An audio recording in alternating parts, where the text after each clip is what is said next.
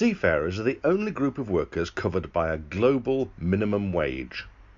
On the 19th and 20th of November 2018, a delegation from the International Transport Workers Federation met with shipowners at the International Labour Organization in Geneva to negotiate a new minimum wage. Nautilus International General Secretary Mark Dickinson was the lead negotiator for the seafarers. We've agreed a 3-year pay deal which will see the ILO minimum wage increasing from 614 to 618 in the middle of next year. A further increase on the 1st of January 2019 to take it to 625, and then a further increase 12 months later to take it to 641. We've just completed 2 days of intense discussions with the ship owners. Difficult discussions.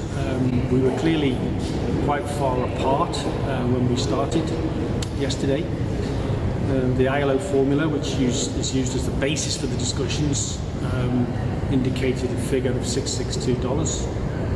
We were holding out for $662. The ship owners' position seemed somewhat extreme. They were looking for 539, which would have been a reduction from 614, the current figure that was retained in 2016.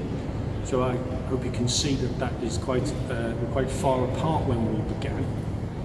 And initially, it did look as if agreement was going to be beyond us. But there must be something about this place, the ILO office where we gather for these talks, something about the traditions. Next year the organisation will have been around for 100 years striving for decent work and social justice for the world's workers.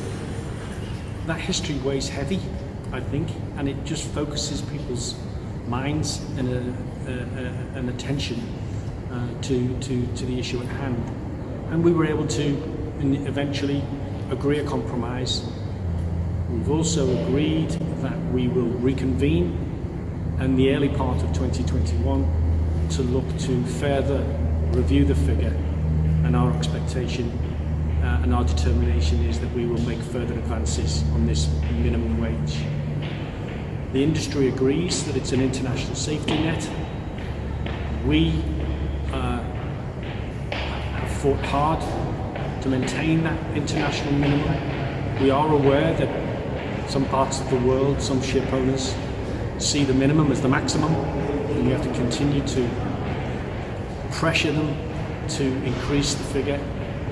We're going to look at the formula. We've agreed to look at the formula to make sure that that remains relevant. We want to see if we can improve it to improve the outcomes for seafarers. So all in all, a good 2 days for social dialogue, strong, effective dialogue and partnership and negotiation has led to a good outcome. We're very pleased about that, and we thank everybody that's contributed to the successful conclusion of the meeting today.